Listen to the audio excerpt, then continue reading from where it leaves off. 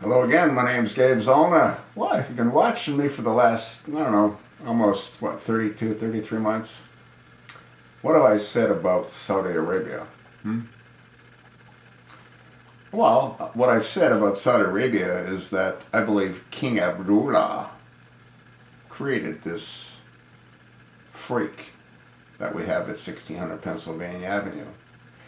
King Abdullah knew that America could never be taken down head on.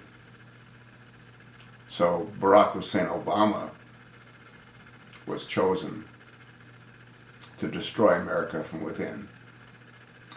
Everything points back to Saudi Arabia that's happened to this country to hurt this country. The majority of individuals that flew into the Twin Towers, the Pentagon, and that field in Pennsylvania were Saudi nationalists. I believe 15 out of the 19, if that number is correct. The majority of them, again, were Saudi nationals. Remember that Saudi prince that was in the hospital in Boston with that supposed Boston bombing? When Michael Obama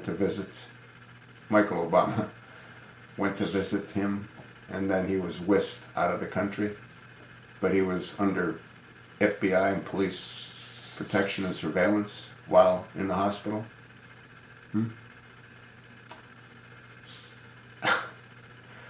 I just read an article that was sent to me. It's Money or Jihad. Combating terrorist financing.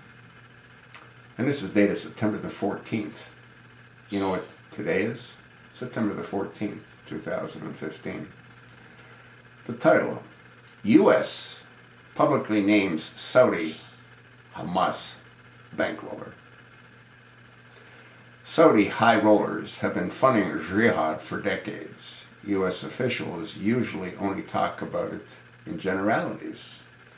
But the Treasury Department has recently announced sanctions against several Saudis, including Abu Abayada al-Agha, a high-ranking money man for the terrorist group Hamas, and Maher Salah, who launders money for Hamas through front companies in Saudi Arabia. You want to read this article. There's not a lot there other than what I've already stated, but there is some additional information that you might find to be of interest. There's no doubt in my mind that it all comes back to Saudi Arabia.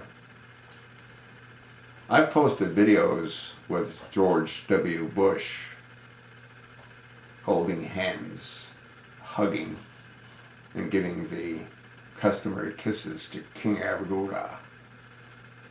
We've all seen Barack Hussein Obama bend down and kiss the hand of King Abdullah when King Abdullah was alive. In the videos that I've made on that particular topic, I said one of the things we have to give these Saudi Muslims is to have patience.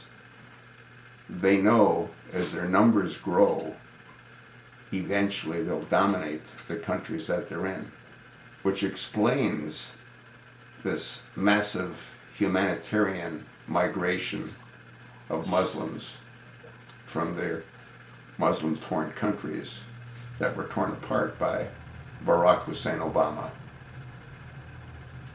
They're accelerating their immigration efforts so they can dominate those countries in a shorter period of time than through their 5 or 6 children per wife that they have. Folks, open your eyes. Saudi Arabia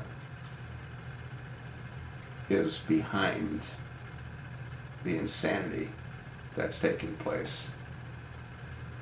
They supported, they funded, they groomed, they nurtured the Manchurian candidates. Do I think it's too late for our country? I don't see how it can be stopped. the takeover is almost complete. You think not? Well, tell me where I'm wrong. Obama has Muslim Brotherhood infiltrators in every key aspect of our government.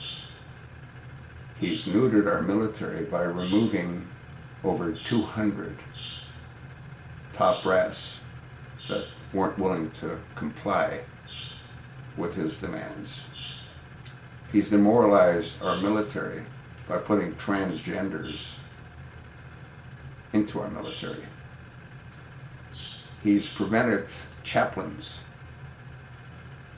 from preaching to Christian soldiers. He's got imams preaching to Muslim soldiers in our military. You'd have to be out of your mind not to see and not to understand what's happening to this country and why it's happening to this country. It all comes back to Saudi Arabia. It is what it is, folks. I'll attach the article. There's not much more, but there's a little bit of additional information you might find to be of interest. Basically, we're all screwed.